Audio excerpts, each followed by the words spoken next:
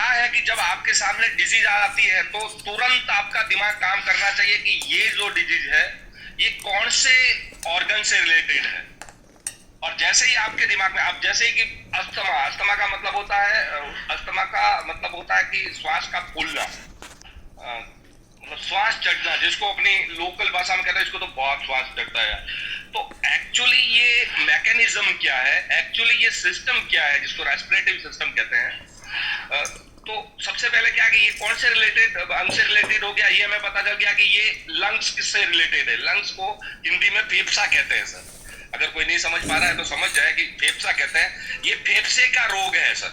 तो अब हमें ये पता होना चाहिए कि हमारे इस लंग्स का यानी फेफसे का हमारी बॉडी में रोल क्या है, ये पता, यानी कि हमारी बॉडी में इसका क्या रोल है, ये क्या काम करता है। तो फेफसा जो है कि दो काम करता है सर, बहुत अच्छा काम करता है। पहला तो ये क्या करता है कि श्वास लेने में जो है कि हमारी मदद करता है, श्वास इसी के द्वारा लिया जाता है। दूसरा ये क्या करता है कि हमारे ब्लड को जो है कि ये शुद्ध भी करने का काम करता है। देखिए ब्लड को शुद्ध करने का काम किडनी भी करती है, लेकिन किडनी उसमें से वेस्ट मटेरियल को निकाल के थ्रू यूरिन जो है कि बॉडी में से थ्रू आउट करती है। लेकिन हमारी बॉडी में कुछ खराब गैसें, जैसे कि हम जो श्वास लेते हैं उसमें ऑक्सीजन हमारी बॉडी को सप्लाई होता है और जो वापस श्वास निकालते हैं वो कार्बन डाइऑक्साइड बाहर आता है सर। तो ये काम कौन कर रहा है, ये काम कर रहा है फेफसा, यानी कि आपका लंग्स करता है। अब लंग्स का आकार ऐसा है सर कि लंग्स के नीचे वाले पार्ट में जो है कि कुछ इस तरीके के मतलब कि जाली जैसा लगा है सर, जाली जैसा लगा होता है। एक्चुअली याद रखिएगा सर, जाली जैसा लगा होता है। तो जब हम नाक के द्वारा श्वास लेते हैं, यानी कि जब ऑक्सीजन हम अंदर की तरफ खींचते हैं तो वो ऑक्सीजन जो है कि फेफसे में जाता है और फेफसा फूलता है। और फूलने के बाद क्या होता है कि वो जो है कि वो जाली में से होके गुजरता है ताकि वो श्वास की जो ऑक्सीजन आपने लिया है वो शुद्ध हो जाए। जाली में से होके जो उसके पास जो है कि हीमोग्लोबिन आ रहा है वो उसमें मिल जाता है सर। और दूसरा काम यही वहीं से होता है, वो सिस्टम ऐसी है सर कि हीमोग्लोबिन के साथ जो कार्बन डाइऑक्साइड होती है उसको वो वापस बाहर खींचता है। ऐसा सिस्टम गोठवा हुआ, मतलब ऐसा सिस्टम वहां पर सेटल्ड है सर। ये मैकेनिज्म है पूरा। आप श्वास लेते हैं, इसमें बहुत सारी प्रक्रिया होती है। तो फेफसे का सही रहने का मतलब यह कि फेफसे को जितना फूलना चाहिए उतना कंप्लीट फूलना चाहिए, पहली बात। और जितना फूलना चाहिए उतना कंप्लीट फूलेगा तो ही वो उतनी मात्रा में ऑक्सीजन अंदर ले पाएगा और कार्बन डाइऑक्साइड बाहर निकाल पाएगा। ये पहला काम होना चाहिए। दूसरा काम ये कि आपकी वो जो छलनी है, यानी कि जो जिसमें वो ऑक्सीजन जो है कि एकदम से शुद्ध होके जो है कि हीमोग्लोबिन में जा रहा है या हीमोग्लोबिन ग्रहण कर रहा है फेफसे के द्वारा, तो वो क्लियर होना चाहिए। उसके लिए वो जाली जो लगी है, वो जाली यानी कि जो एयर को छानने वाली जाली लगी है वो जो है कि आपकी एकदम खुली होनी चाहिए। अब होता क्या है सर, दो तीन बातें हैं इसमें। हमें कभी कभी क्या होता है सर, कफ हो जाता है। जो यहाँ पर डॉक्टर्स बैठे हैं उनको मेरे से ज्यादा समझ आएगा ये चीज। मतलब कि कफ होता है तो हम क्या करते हैं सर, कफ होता है, खांसी होती है, तो इससे क्या होता है कि बहुत सारा कफ जो है कि फेफसे के नीचे के पार्ट में जमा होता है। उससे जो है कि वो गल्फा बनता है सर, और गल्फा बनते तो हम खांसते हैं तो बाहर निकालते हैं। तो हम क्या करते हैं, तुरंत डॉक्टर के पास जाते हैं। डॉक्टर क्या करता है, इंजेक्शन के द्वारा उसको सुखा देता है।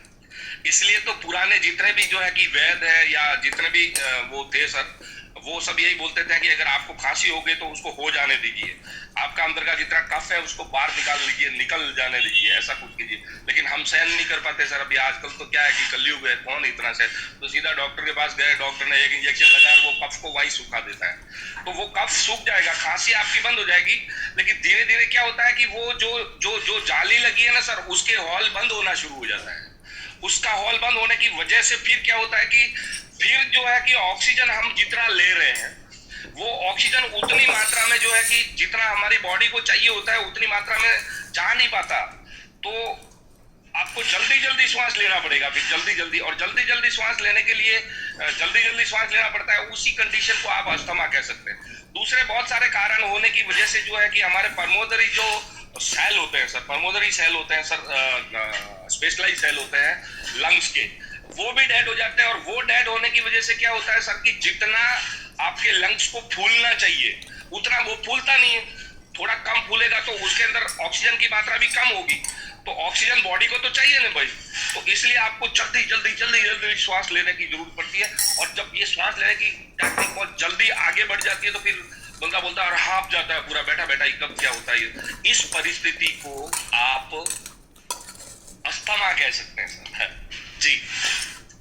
अब इस परिस्थिति में हमारी प्रोडक्ट काम करती है, एब्सोल्युटली करती है। मैडम ने बताया, मैडम ने तो आपको टेस्टिमोनीज भी दिया कि 15 दिन में उसका पंप जो आता है वो भी जो है कि लेना बंद अभी हो गया है।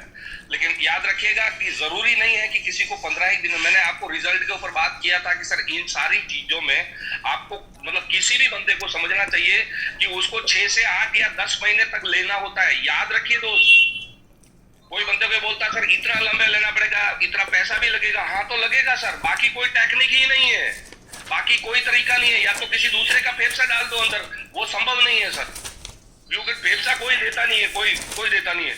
या फिर अपने को सीधा ऊपर आज नहीं तो कल, बाकी कोई टेक्निक नहीं। पंप जब तक लोगे पंप से चलेगा, पंप से नहीं चलेगा उसके बाद हॉस्पिटल में जाएंगे तो वेंटिलेटर पे रखेगा। कितने दिन वेंटिलेटर के ऊपर रह सकते हैं सर। और जो सर्दियों के दिन होते हैं उसमें तो अस्थमा वाले की बड़ी वाट लगती है सर। सर्दियों के दिन तो यानी कि जो विंटर सीजन होता है उसमें बहुत सारी दिक्कतें जो है कि उनको आती है। तो यहाँ पर याद रखिएगा 6 से 8 या 10 महीने का वक्त लगेगा। लेकिन एक बात है कि हमारी प्रोडक्ट जाके अंदर क्या करेगी। सबसे पहले ये प्रॉब्लम क्यों आई है भाई, सबसे पहले ये प्रॉब्लम इसलिए आई है कि हमारे पल्मोनरी सेल जो है कि डेड हो चुके हैं। इसके लिए जितना फेफसा यानी कि जितना लंग्स को फूलना चाहिए, जितना लंग्स मजबूत होना चाहिए वो नहीं है, या फिर जो एयर क्लीन करना चाहिए वो नहीं हो पा रही है क्योंकि वो उस हॉल की वजह। तो यहाँ पर जाकर स्पेशली याद रखिएगा। अब आपसे मैं पूछूंगा सर कि हमारी प्रोडक्ट अंदर जाके क्या करेगी सर, आप सभी एक बार सोचिएगा, ये जाके क्या करेगी सर। हमारी प्रोडक्ट काम क्या है, हमारी प्रोडक्ट स्टेम सेल का एक्टिवेटर है, इतना याद रखिए सर। तो हमारे फेफड़े के पास ऑलरेडी स्टेम सेल है, लेकिन वो कैसे है, डॉर्मेंट है। ये जो है कि जाके हमारे वो स्टेम सेल को एक्टिव करता है सर। और जैसे ही हमारा स्टेम सेल एक्टिव हो गया, उसके अंदर ये क्वालिटी है कि वो अपने आप को पल्मोनरी सेल में कन्वर्ट करेगा सर। और जैसे ही पल्मोनरी सेल पहले जैसे वापस बनने लगे, मजबूत हुए तो रीजनरेट हो गए, संख्या बल बढ़ी और मजबूत होने लगे, तो फेफसा जो है कि आपका मजबूत होगा, जितना फूलना चाहिए उतना फूलेगा। और वो जो जाली जो है कि आपकी बंद होने आई है सर, उसके लिए भी कुछ कोएंजाइम्स बनाने वाले सेल होते हैं सर, जो हर रोज साफ करने का काम करते हैं, वो भी डेड है सर। तो उसको भी जो है कि रीजनरेट किया जा सकता है सर, और होगा।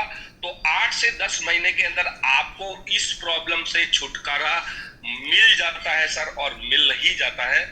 इस प्रकार से हमारी ये प्रोडक्ट जो है कि हमारा ये फाइटोसेल जो है कि ये जो अस्थमा में काम करता है सर।